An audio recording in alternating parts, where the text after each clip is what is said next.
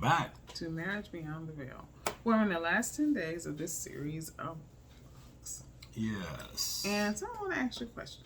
Okay. So over the next 10 days, what I would like to discuss, what do you feel are the 10 things that make a marriage successful?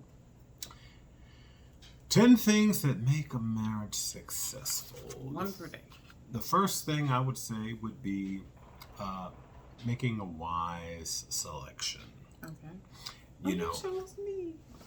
I did indeed, and you chose me. Now, did I really? Yeah. Yes. Okay, I did.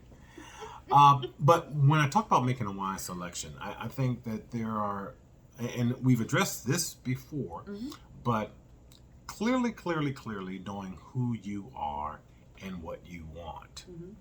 And because when you're clear about that, it's just like anything else for me. Whether you're talking about employment or anything like that, it starts with the selection process. Okay. And so when you know who you are and what you want, when it shows up, it's easy to identify. And so then what's left is being able to communicate to make sure that, okay, yeah, the compatibility is there, the traits that I desire are there, but do we line up with what we want? Okay. You know, and again, it begins with the selection process. What would you say?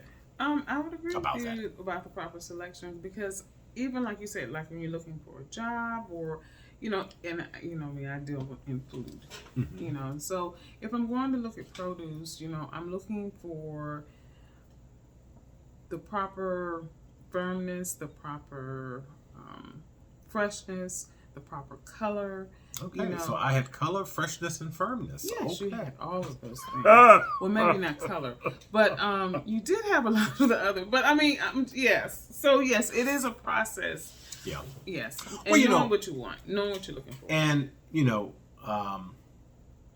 getting back to like the work life, you know, I've done a lot of interviewing, a lot of onboarding with employees and whatnot.